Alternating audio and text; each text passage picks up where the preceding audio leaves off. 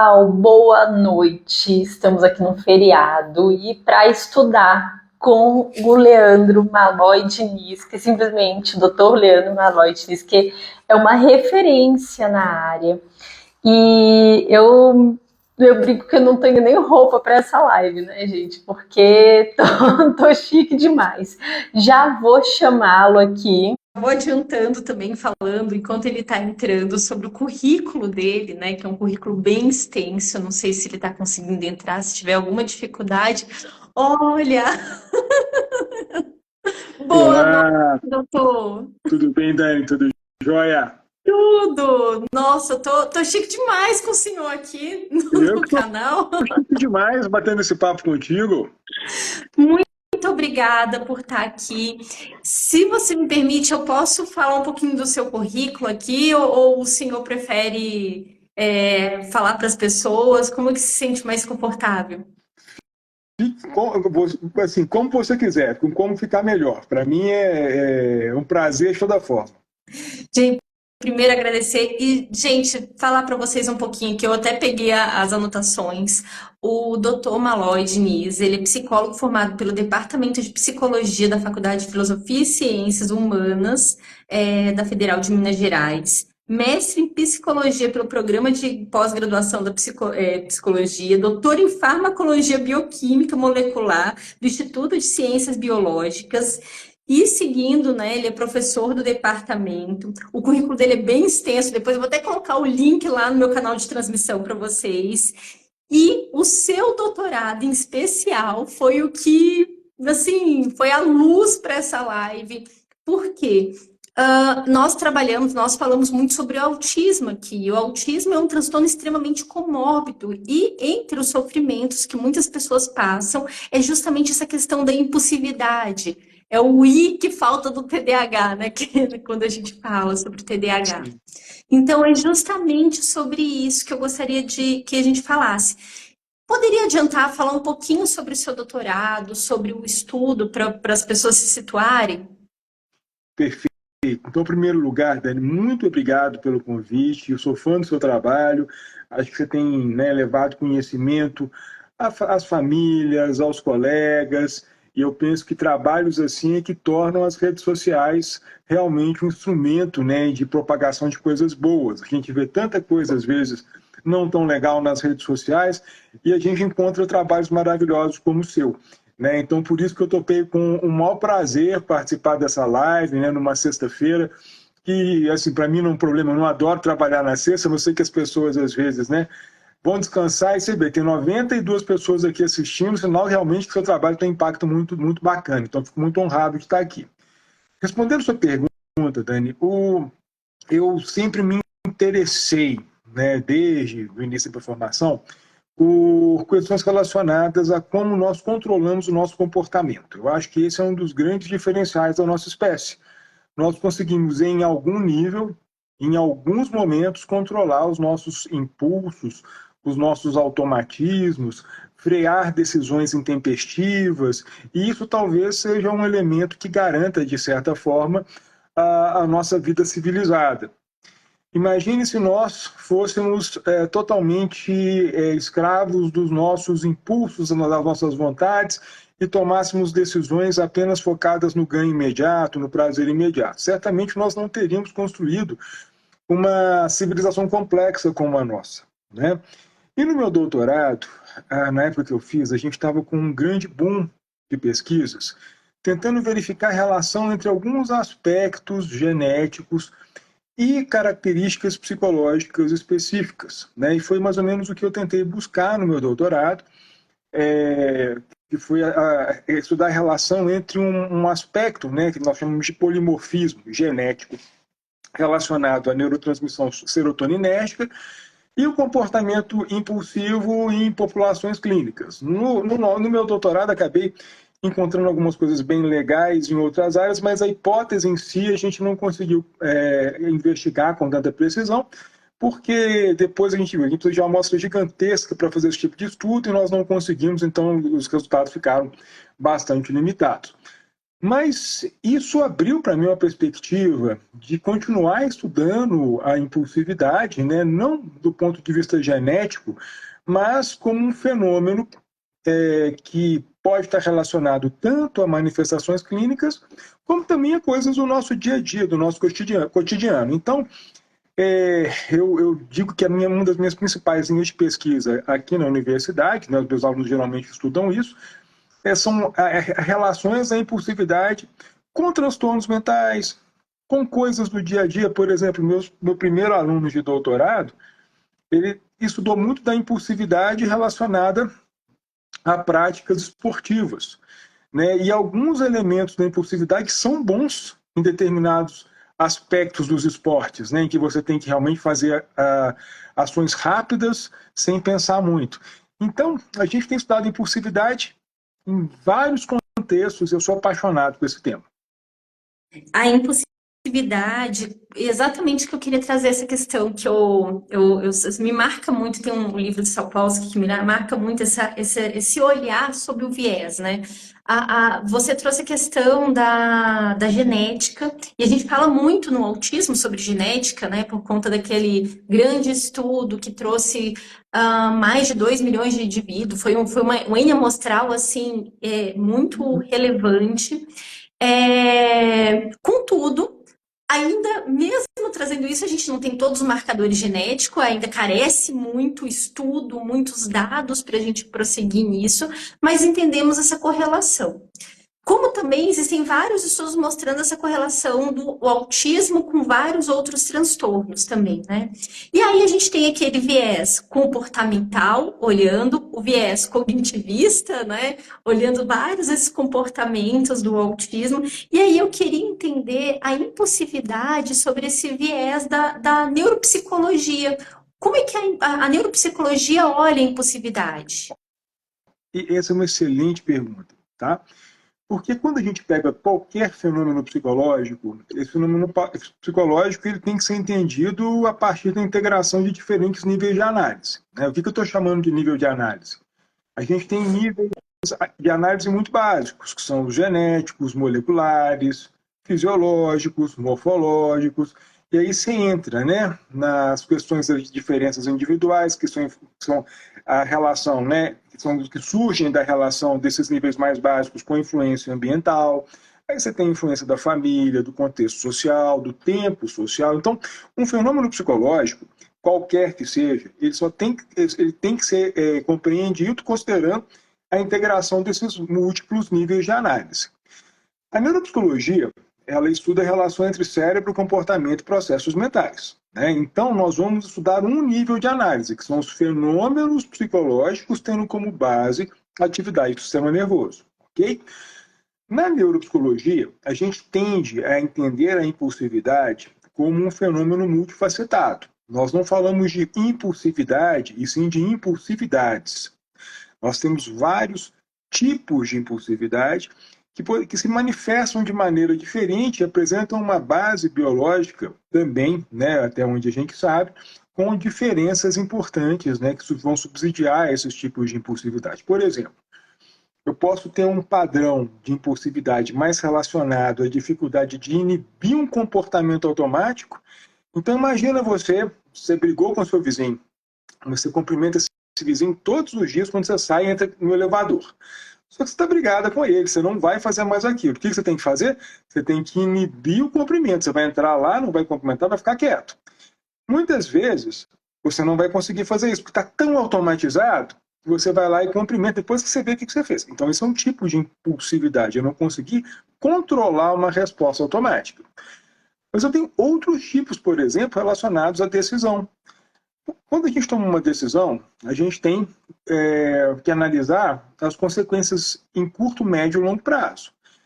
Existe um tipo de impulsividade que me leva a priorizar os ganhos imediatos em detrimento das suas consequências de longo prazo. Veja, eu estou falando de dois comportamentos que eu chamo de impulsividade, mas são diferentes entre si. E esses dois comportamentos a gente sabe que apresentam substratos neurobiológicos relativamente independentes. Claro, a pessoa pode ter as duas coisas, mas podem existir pessoas que tenham uma ou outra. Então, nós temos tipos diferentes de impulsividade. E soma-se a isso uma coisa que a gente também usa muito em neuropsicologia, que são as definições de impulsividade a partir de modelos psicométricos. O que é isso? Começar a falar difícil. Sexta-feira da paixão, de noite, né, o povo vai sair vazando da live. Calma, pessoal. Quando eu falo de modelo psicométrico, é o seguinte. Muitas vezes eu vou definir os fenômenos psicológicos fazendo o seguinte, eu pego uma ampla faixa da população, submeto essa faixa, esse número grande de pessoas a determinados questionários, né, que as pessoas preenchem sobre elas mesmas, faço uma análise estatística e aí identifico padrões independentes naquelas respostas das pessoas. E aí me ajuda a entender a possibilidade de existirem fenômenos psicológicos diferentes. E aí, pegando a sua pergunta, Dani, muitos dos modelos teóricos mais consistentes sobre impulsividade surgem desse tipo de estudo. Então, eu tenho um modelo que é o que eu mais gosto, que é um dos mais usados no mundo na atualidade, ele chama o PPSP. O que é esse modelo PPSP? Ele fala que nós temos 5 tipos de impulsividade diferentes. Tá? Você tem impulsividade por urgência. Pensa bem, Dani, você acabou de receber um dinheiro que você não estava contando, uma bolada lá, R$ 200.000 que apareceu nessa carteira. Aí você vai lá e fica feliz da vida Eu e fiquei pensando compra uma o que eu ia coisa. fazer com isso agora. Pois é, mas aí você foi e agiu impulsivamente, comprou um carro imediatamente com aquele dinheiro, né? Isso a gente chama de impulsividade por urgência positiva, ou seja, no calor de uma emoção muito forte, muito boa, eu faço uma coisa impensada. Mas também tem a urgência negativa. Vamos supor que aconteça uma coisa ruim na vida de uma pessoa, aí ela fica muito brava e bebe muito, ou faz uma compra, ou xinga alguém, ou seja, a urgência emocional, positiva ou negativa, pode me levar a um ato impulsivo. Mas não para por aí, faltam 3. Você tem impulsividade por falta de premeditação, então eu faço as coisas porque eu não planejei impulsivamente. Tem impulsividade por falta de persistência. Estou lá fazendo um projeto, ele começa a ficar chato, eu vou lá e pum, desisto. Você tem um quinto tipo de impulsividade que é por busca de sensações. É aquela pessoa que está sempre se envolvendo em situações extremas, buscando uma adrenalina, buscando uma sensação forte, então ela acaba se colocando em risco desnecessário às vezes para manter esse padrão. Então veja, esse modelo que é um dos mais robustos, ele tem 5 tipos de impulsividade diferentes. Mas ele não é um modelo neuropsicológico. A gente usa muito, mas ele não é um modelo neuropsicológico. Ele partiu desses estudos assim sobre como as pessoas preenchem esses questionários. Agora é que a gente está tentando verificar quais seriam as bases biológicas desses 5 tipos de impulsividade. A gente ainda não tem tanta informação sobre isso, estamos no caminho. E aí a gente está integrando o nível de análise mais biológico ao modelo que surgiu de estudos de diferenças entre as pessoas. E assim a gente vai construindo as teorias sobre impulsividade. Agora eu te falo, Dani, que é um consenso. Existem diferentes tipos de impulsividade, não é uma coisa só. E aí vem uma questão. A impulsividade aprendida e a impulsividade fisiológica. Porque assim, vamos pensar numa criança pequena e que os pais falam, nossa, é possível numa criança pequena a gente ter essa diferenciação? Ou isso é ao longo do tempo também? Eu já te bombardeei com um monte de perguntas Né? no momento Mas só assim que é agora. bom. Assim que é bom. Olha, qualquer fenômeno psicológico ele emerge, né, da interação entre esses fatores ambientais e os fatores biológicos de predisposição. Eu posso ter muita predisposição biológica a determinado padrão de comportamento e não atualizar essa predisposição porque o ambiente de alguma maneira protegeu ou não estimulou aquele padrão, tá? Para a impulsividade, a gente tem pessoas que vão ter talvez, né, uma predisposição, uma confluência de fatores biológicos que aumentariam a chance de determinados tipos de impulsividade aparecerem. Não quer dizer que elas vão ter. o ambiente ele vai ser fundamental, tanto para proteger quanto para eclodir aquele padrão de comportamento. Agora, um dos grandes trabalhos que a gente tem na psicologia é justamente a separação entre traço e estado. Tem pessoas que podem não ser impulsivos a maior parte do tempo, não tem aquilo como uma característica, como um traço. Mas em momentos de muito estresse, momentos de escassez, momentos de estresse pontual, como fome, sono, excesso de trabalho, essas pessoas elas podem se tornar mais impulsivas do que elas habitualmente são. Então a gente tem que separar traço e estado.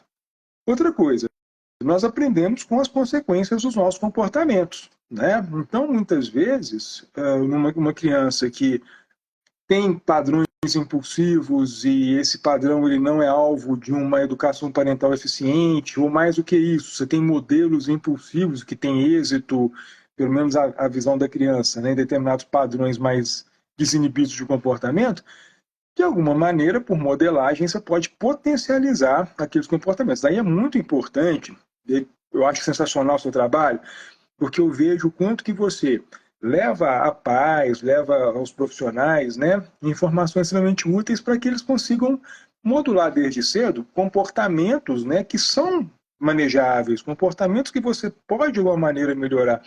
E a impulsividade é um deles.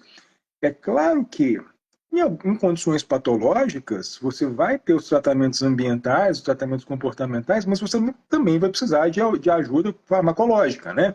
E aí a criança ou o adolescente, o adulto, vai ter que passar, neste caso, por uma avaliação por um profissional de saúde mental psiquiatra, para avaliar se seria o caso, por exemplo, de entrar com algum auxílio farmacológico. Em alguns casos, sim, isso vai ser fundamental. Nos E, casos em que você tem um transtorno mental associado, vai ser essencial, né? vindo dessa questão, dessa cadeia comportamental da impulsividade, né, que acaba levando a pessoa à impulsividade, eu queria, se puder, falar um pouco sobre essa dificuldade do desaprender a ser impulsivo, né? Porque nós até então nós fomos falando sobre todo esse histórico, e como é que é difícil a pessoa deixar de ser impulsiva, assim, só porque os pais têm essa noção, porque às vezes eles acham que assim, uma intervenção vai ser um estalo, ou uma medicação também. Porque também acha, começa a tomar uma medicação, vai resolver toda essa questão, né? Desse cérebro mais ativo, mais impulsivo. Eu brinco, né? Que muitos pais acham que a criança não está tomando Ritalina, está tomando Santa Rita de cápsulas, né? Porque acha que vai operar um milagre. É claro, ela é fundamental. Nossa Senhora, assim, tem uma criança com TDAH que não faz o tratamento farmacológico, é extremamente complicado, né?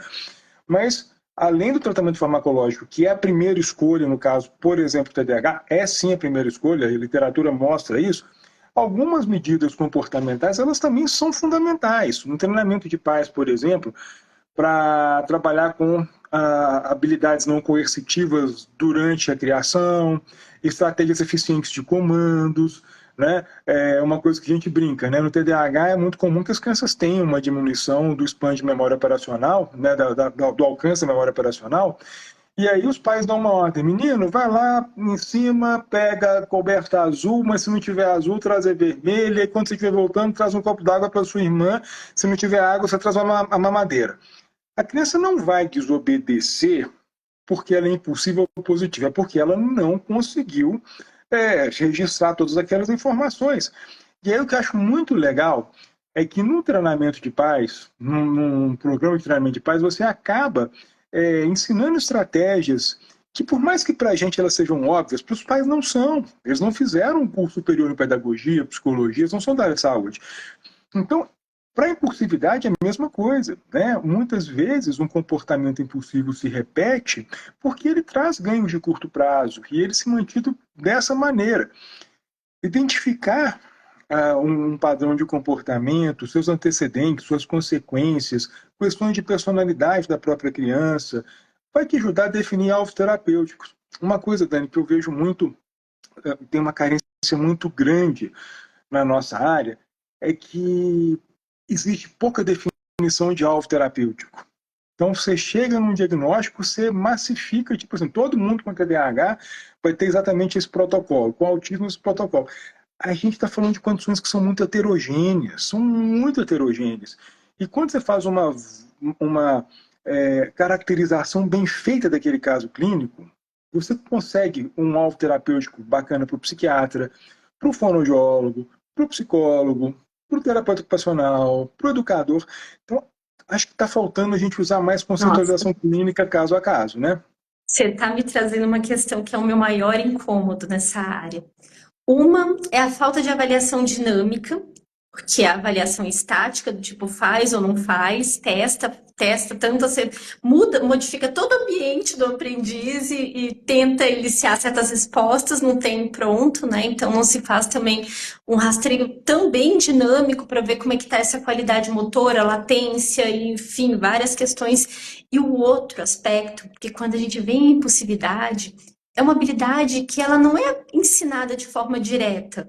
Ela vem dessas habilidades que emergem de tantas outras que nós estamos ensinando junto, né? Essa questão de parar, pensar, avaliar, a iniciação de forma adequada também, as habilidades que tem um grupo de pesquisadores que chamam de pivotal, né? As habilidades pivotais.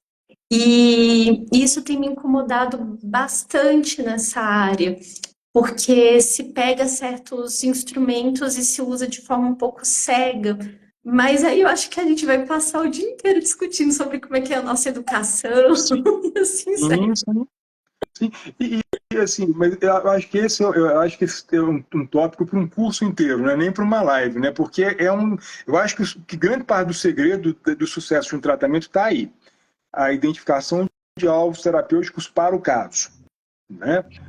Você pega uma criança, você pega 3 crianças no espectro autista, elas vão ter semelhanças entre si, óbvio, elas têm o mesmo diagnóstico, mas elas vão ter peculiaridades que vão desde a comorbidade em questão, porque provavelmente vai ter uma comorbidade, a questões de nível cognitivo global, a questões de dificuldades neuropsicológicas específicas, né? A impulsividade, por exemplo, né? Ela é uma característica que é universal no autismo. Primeiro, são vários tipos de impulsividade. Segundo, não é um marcador diagnóstico. Agora, se você tiver uma criança que está no espectro autista que tem um tipo específico de impulsividade, aquilo é um alvo terapêutico. E tem que ser abordado. Assim como Por esse exemplo, mesmo. um Sim. exemplo, assim, no autismo, né, que a gente já sabe uma questão que todo mundo gosta de falar que autista é visual, mas muitos autistas têm falha na performance visual, que é olhar e tomar decisões com base nisso que ele olhou. E aí é considerado impulsividade, às vezes, no olhar de outro, uma reação, né, um comportamento, sendo que na cabeça dele ele está agindo da forma que deveria. Tipo, gritar, tá, entra num banco e fica falando alto no banco, por não fazer uma leitura adequada do ambiente. E assim vai, essa complicado. Os fenômenos eles são muito interligados. Então, muitas vezes, né, a gente chama uma coisa de impulsividade, e, na verdade é uma outra coisa, né? Seria a falta de uma percepção social mais refinada e a pessoa, de alguma maneira, ela não agiu de uma maneira impulsiva, ela simplesmente nem percebeu uma pista ambiental para se comportar de uma maneira diferente, né? Por outro lado, as coisas elas podem influenciar umas às outras, né? Eu posso ter uma pessoa mais impulsiva que, em consequência disso, tem um comportamento social mais inadequado. Daí a importância da gente caracterizar bem cada um desses quadros, né? E aí vem a questão das idades, porque isso é uma pergunta que chega muito para mim sobre crianças abaixo de 6 anos e adolescentes e essas fases da vida, quando aí a gente pode falar sobre impulsividade como transtorno e durante essas fases. Olha, eu acho que a área de saúde mental como um todo é uma área que, para entrar, tem que ser muito corajoso. Porque você não está trabalhando em momento nenhum com marcadores biológicos precisos. Você está trabalhando muito mais com a decisão clínica a partir da observação de fenômenos e da história desses fenômenos. Então, bom, você pode ter alterações da impulsividade em crianças muito novinhas? Pode, com toda certeza. E algumas delas já vão prenunciar algumas condições clínicas. Sim, elas podem ser prenúncio de algumas condições clínicas. Mas veja, a impulsividade ela é natural em algumas faixas etárias. O aumento da impulsividade, ele tem que ser observado em algumas faixas etárias. Por exemplo, você tem uma literatura vasta que mostra que a adolescência é um período em que determinados componentes da impulsividade se tornam mais pronunciados, né?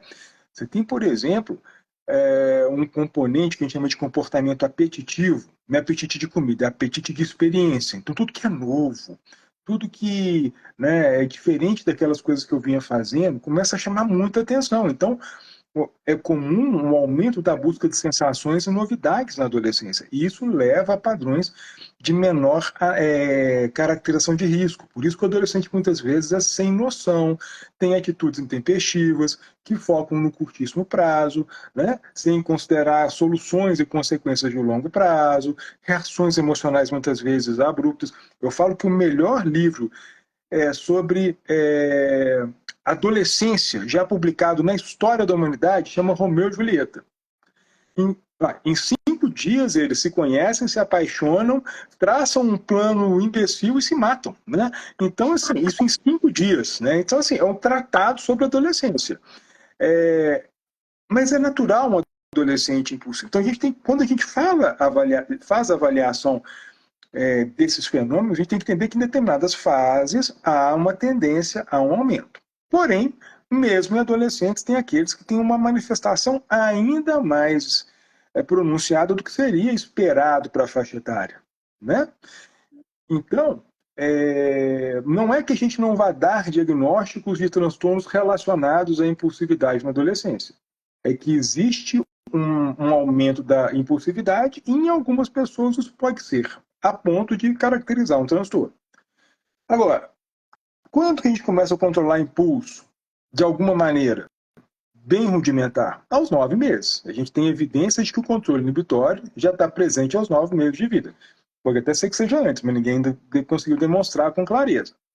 Então, eu vou ter crianças da pré-escola, ou até mesmo no início desse desenvolvimento, que vão ter um pouco mais de dificuldade, um pouco mais de facilidade, ok?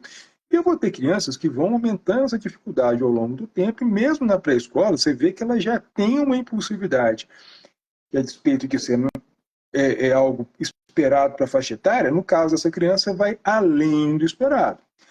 E aí que eu te pergunto, Dani, a gente vai ficar sentado esperando? Não, vamos ver se vai melhorar. Eu acho que a gente não tem que fazer isso de jeito nenhum, porque a gente tem janelas ótimas de possibilidade de intervenção. E essas janelas de possibilidade de intervenção, elas não podem ser prejudicadas pela aposta que nós e muitos profissionais fazem. Não vamos rotular, não vamos medicalizar, porque muitas vezes, pela sua questão ideológica, você está deixando de dar àquela criança uma oportunidade de superar dificuldades muito cedo, né? Então, mais do que a questão de diagnóstico, se dá ou não diagnóstico nessa faixa etária, eu acho que a identificação de alvos terapêuticos preventivos ela é muito importante, inclusive alterações do controle de impulso. Com certeza. Nossa, infelizmente isso daí só atrasa o desenvolvimento em diversos sentidos. E aí vem uma questão que é o diagnóstico diferencial.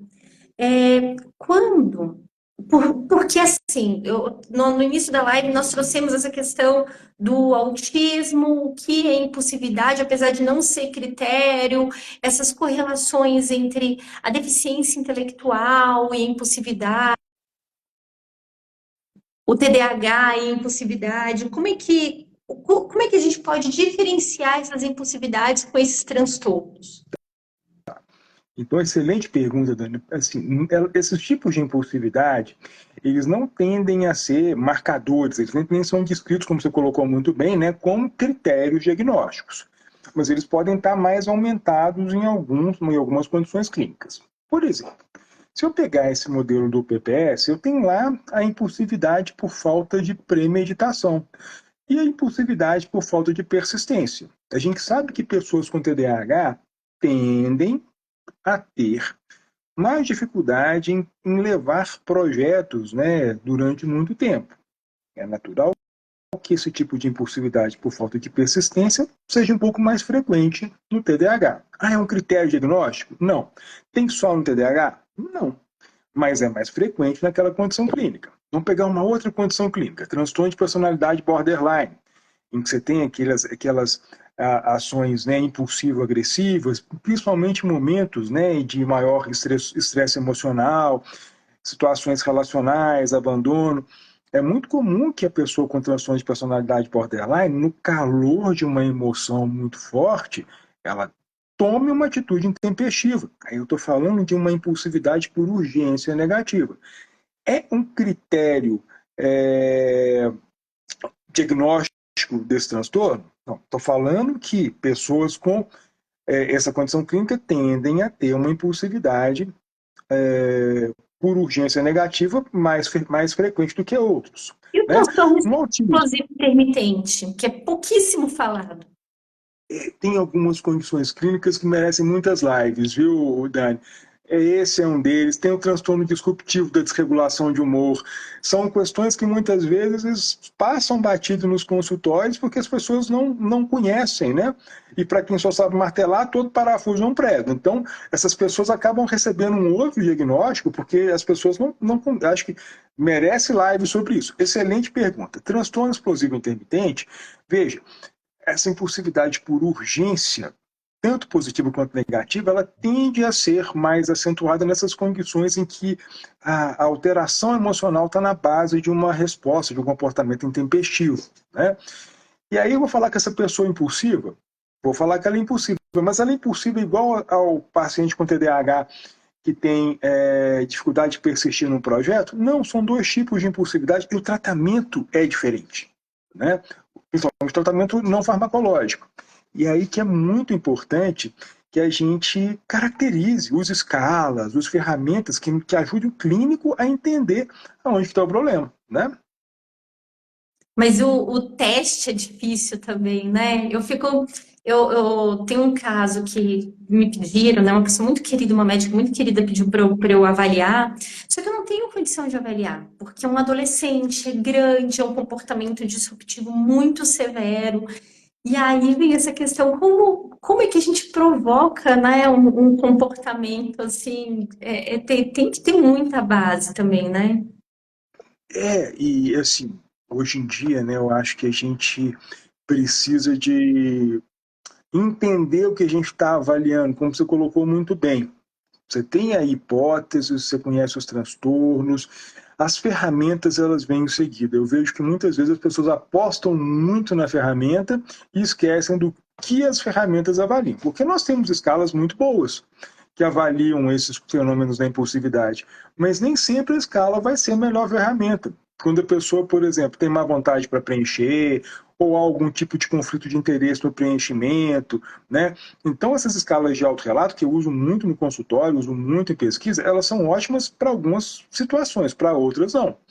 Agora, se eu conheço muito bem esses fenômenos impulsivos, esses tipos de impulsividade, muitas vezes, ao ouvir uma descrição ou ao observar um paciente, eu consigo ler aqueles fenômenos à luz do conhecimento que eu tenho de impulsividade, né?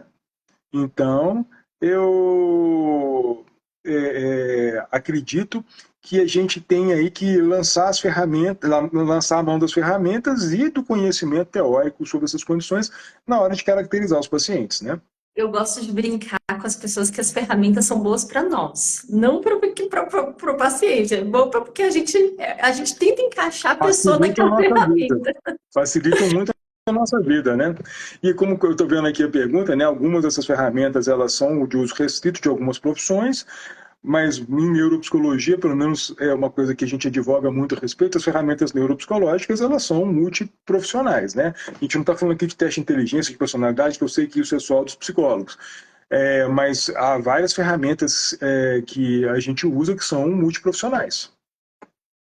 Uma coisa que eu tenho gostado muito na hora de fazer pergunta é os estudos do Gold Diamond, Hum. de fazer aquelas perguntas meio sair da caixinha, do tipo, imagina um ET olhando essa situação. Sim, eu adoro. Muito louco isso, mas eu acho bem divertido. E aí vem a deficiência intelectual, que é outra questão que os pais me perguntam muito. Por que algumas pessoas com deficiência intelectual acabam tendo essa impossibilidade? Como seria essa impossibilidade diferente do TDAH? Pois é, o que acontece? Em primeiro lugar, que assim como, né, a gente está falando de condições heterogêneas no autismo ou no TDAH, quando você está falando de deficiência intelectual, você está falando de uma condição extremamente heterogênea. Você pode ter várias condições de base que vão resultar nessa deficiência intelectual. Todas elas vão levar necessariamente a um comportamento impulsivo e de qual natureza, né? Não necessariamente, a gente vai ter aí alguns tipos de impulsividade mais proeminentes, mais ligados à agressividade, em alguns casos, em outros você vai ter mais relacionados à atenção e persistência. Novamente, é muito importante a gente considerar que quando a gente fala de deficiência intelectual, a gente está falando de quadros que podem ser muito diferentes uns dos outros.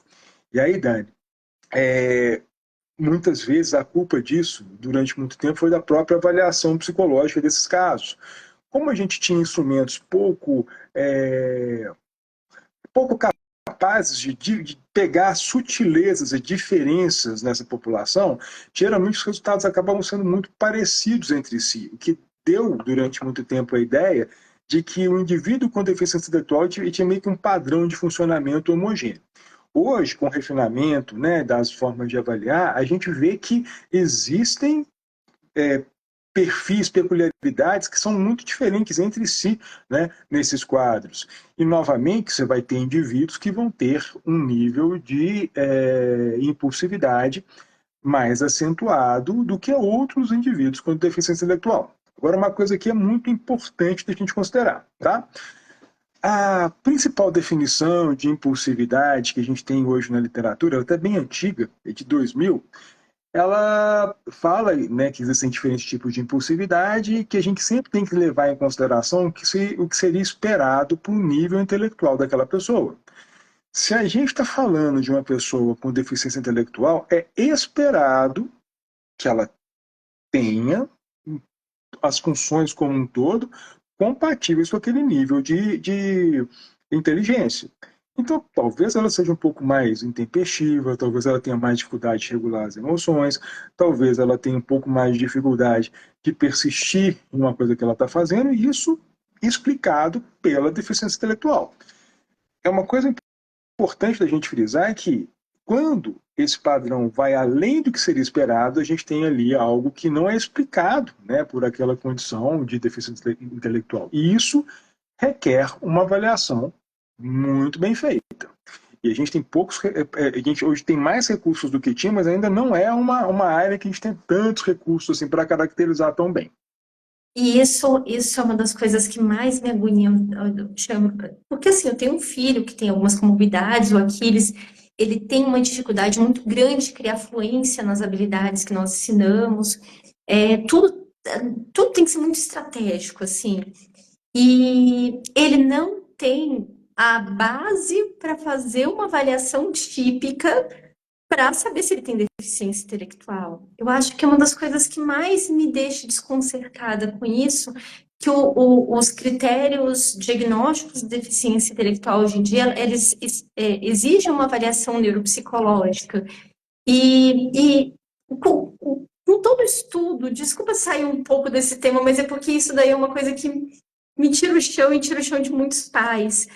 Como avaliar essas crianças, esse grupo de crianças que A gente estava conversando sobre isso hoje. Estava com alguns colaboradores, a gente está, né, montando um centro de pesquisa aqui em BH e levantando coisas, né, que a gente realmente precisa fazer em termos de inovação, de novos instrumentos, novas tecnologias. E uma coisa que a gente tem assim como unanimidade no grupo é a avaliação ela é pouco inclusiva. A nossa avaliação, que é uma ferramenta para potencializar a inclusão, ela é pouco inclusiva. Nós temos pouquíssimos instrumentos capazes de avaliar um indivíduo com deficiência auditiva, visual, né, com alterações motoras importantes. Então, a gente precisa de começar a olhar para a necessidade de uma avaliação, de desenvolver ferramentas, de desenvolver recursos para tornar a nossa avaliação mais inclusiva. E muitas vezes uma avaliação como a que você está falando, no caso do Aquiles, ela vai ser muito focada em o que nós chamamos de matriz ideográfica, né? A gente vai talvez prescindir dos instrumentos com normas, instrumentos mais tradicionais, e trabalhar com a criação de ferramentas para o caso em questão. Lógico, partindo da literatura científica, mas fazendo adaptação para aquela condição que está sendo avaliada naquele momento. O problema é que a gente tem uma tradição em psicologia, né, e eu, como psicólogo, vejo isso claramente, que a gente fia muito nos instrumentos tradicionais e nas ferramentas nomotéticas. O que é uma ferramenta nomotética? É aquela que eu pego o indivíduo e comparo com uma norma populacional. Só que a gente pode fazer uma avaliação ideográfica, comparando o indivíduo com ele mesmo e desenvolvendo recursos para aquele caso. A gente faz pouco isso. E aí eu queria trazer uma provocação em relação a isso. Os estudos do Binder, do Lindsay, toda essa questão da fluência comportamental, né? A gente pega aquelas classes de respostas, porque o que eu vejo, assim, nós caminhamos muito para analisar sempre essa aquisição das habilidades, mas toda essa cadeia da fluência, ela acaba sendo um pouco deixada de lado, eu acho que talvez por conta da forma que se estuda, para que a gente possa comparar esse indivíduo com ele mesmo. Essa aceleração dessa aprendizagem, essa generalização. Você acha que isso faz sentido? É porque eu realmente fico me perguntando e me falta gente para conversar sobre essas coisas. Eu acho que super faz sentido, né? Eu acho que a gente precisa de sair, às vezes, um pouquinho desses conceitos mais clássicos, né? Que a gente sempre pega numa avaliação, função executiva, memória, alguns componentes de linguagem, etc. Vai ser uma série de outras coisas que muitas vezes precisam de não apenas ser avaliadas, caracterizadas, né? Como também estimuladas. Eu acho que as coisas estão muito mecânicas, né, Dani? A gente está fazendo aquela avaliação bem protocolar, bem mecânica, e está deixando de fora uma série de coisas, como você está colocando aqui, que também precisam de ser incluídas e consideradas. E muitas vezes ali vai ser o caminho, né, de melhorar uma adaptação, uma funcionalidade. Né? Sim. E aí, por último, que eu queria trazer aqui, né, não menos importante, toda essa questão esses blocos de avaliação neuropsicológica. Como é que vocês fazem esse rastreamento? Como é que é esse sistema de avaliação direta, indireta, síncrona, enfim, assim, e quais são os instrumentos mais utilizados que você já trouxe alguns aqui, né? E para que a gente possa compreender esse processo. Tá.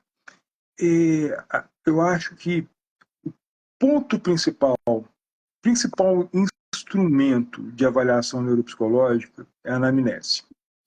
Quando a gente faz uma anamnese impecável, quando a gente tem informações detalhadas sobre a evolução do quadro, sobre antecedentes familiares, quando a gente conhece o quadro, quando a gente observa o paciente na nossa frente, quando a gente pega registros documentais, provinhas, histórico, no caso de adulto, desde carteira de trabalho, qualquer outra, né, enfim, informação relevante, a gente faz uma conceitualização do caso, levanta as hipóteses e aí em seguida a gente vai selecionar os testes. Os testes, eles são perigosíssimos, se mal escolhidos. Por quê? Porque eu tenho que conhecer muito bem a adequação de cada um desses instrumentos àquilo que eu estou me propondo a avaliar. E eu tenho instrumentos maravilhosos disponíveis no mercado, né? Mas que podem ser muito, muito mal empregados em casos nos quais eles não vão ser tão úteis, não vão trazer informações.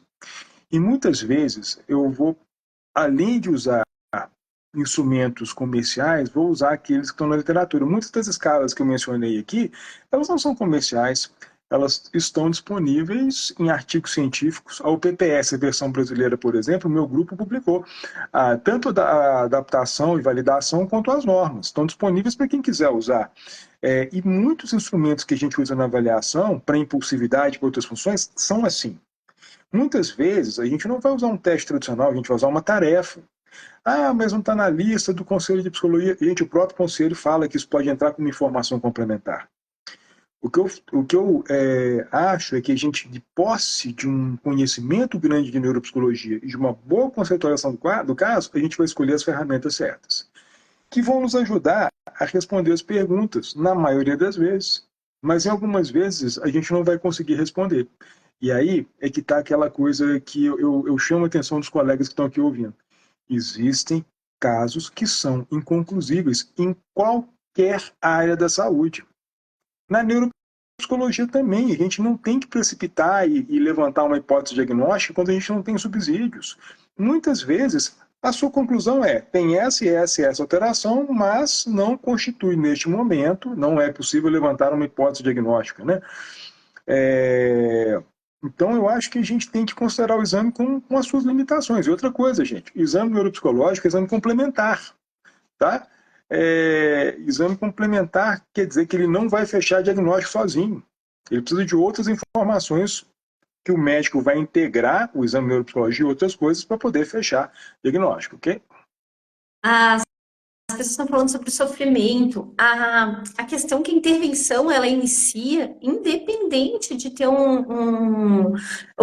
esse modelo de fechar a pessoa dentro de um pacotinho. Vamos lá. Desculpa trazer isso daqui, mas é uma coisa que me agonia muito. A questão, por exemplo, do autismo. O autismo, gente, no DSM, pode me corrigir se eu estiver falando besteira, por favor. A gente pega o DSM-5, ele é um documento político-social, ele tem toda uma base científica e tudo, mas ele trouxe esse transtorno dentro desse espectro para que tivesse impacto econômico, de políticas públicas. E se você não está dentro desse pacotinho, não significa que você não esteja sofrendo, que você não necessite uma intervenção específica. Essa daí foi a forma que eles fizeram de conseguir dar todo esse meio para que as pessoas tivessem, enfim, direito à saúde, educação e várias outras questões.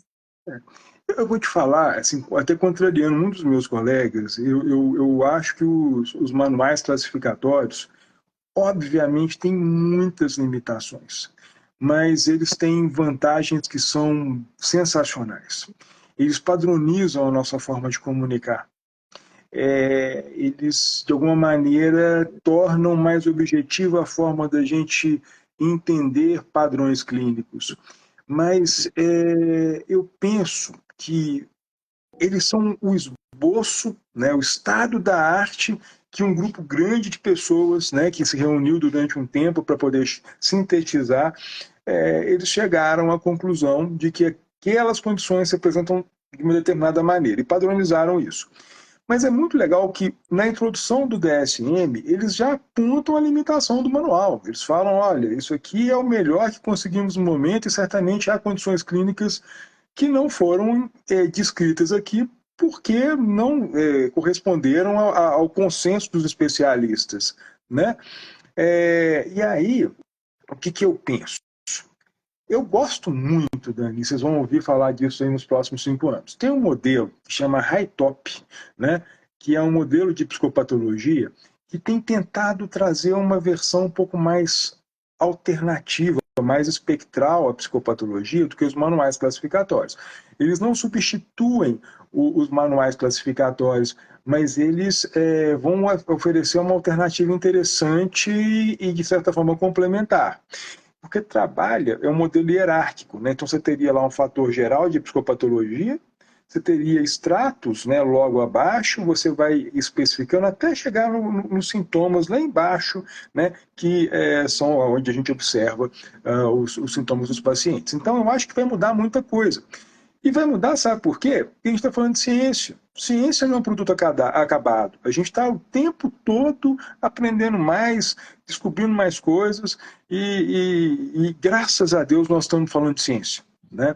E não tem nada acabado aqui. A gente vai certamente mudar muita coisa e melhorar. Você vê assim, o quanto que os próprios manuais classificatórios não melhoraram ao longo do tempo.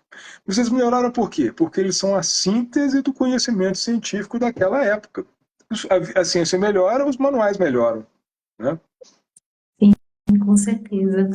Doutor, muito, muito obrigada por essa live. Nossa, o tanto que nós aprendemos aqui, somos extremamente gratos numa sexta-feira, num feriado. O senhor dando essa aula aqui pra gente. Muito obrigada mesmo. Eu agradeço E, demais a oportunidade. e quem sabe, né, daqui a um tempo, né, ter uma outra, pegar um tema desses assim, bem denso, quem sabe sobre deficiência intelectual, né, que é um tema muito pedido. Fico à disposição, adorei. Muito obrigada. Gente, uma boa noite para vocês. E compartilhem essa live com todo mundo. Eu quero ver todo mundo marcando e compartilhando. Uma boa noite Boa noite, feliz Páscoa. para você Até também. mais. Tchau.